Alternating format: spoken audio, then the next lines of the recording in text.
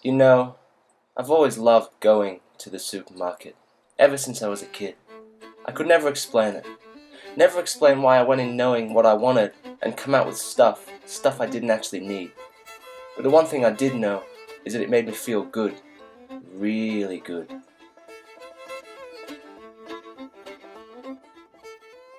So, just how does the supermarket customer journey become so transformative that it takes us from a rational decision-making process to an emotional decision-making process? Well, first, let us look at the way in which we go about grocery shopping. Yeah, so when I go shopping, I usually have a sort of a diet in mind, or the menu for the week that I'm going to eat. And before I go to the supermarket, I normally go with my partner. We have a budget normally. A budget and a list. In fact, we surveyed 50 people, and these two factors kept coming up. Looking to behavioral economics, which states that consumption decisions take place contextually. So at home, making decisions about what they want to purchase, consumers are surrounded by less external stimuli and influence, which means consumers are more likely to reach a more rational outcome of intention formation. Intention formation being the preceding step after a consumer realizes that they have a problem. The problem being that they have run out of groceries. In the case of low involvement decisions like this one, no information search is needed, as brand beliefs are generally learned passively and outcomes may not actually be evaluated because the consumption is so routine.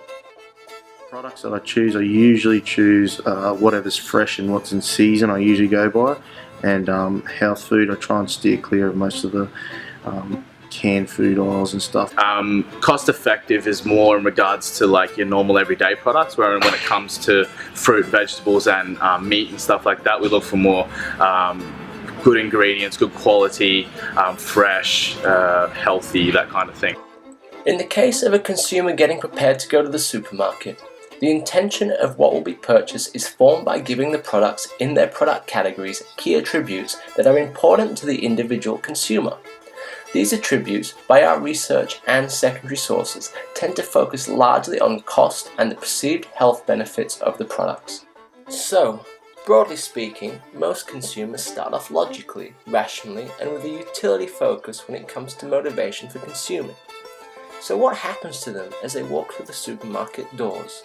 Welcome to the supermarket, where brands, products, and environments have been crafted to make you, a consumer, over-consume. The customer experience provided by the supermarket is strictly designed to make consumers make consumption decisions more emotively. This is where choice architecture comes in. Choice architecture is the supermarket. It is where an environment is crafted specifically to influence consumer behavior.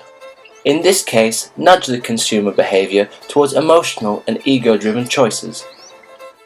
So when I generally enter a supermarket, I'll go towards the produce and meat section.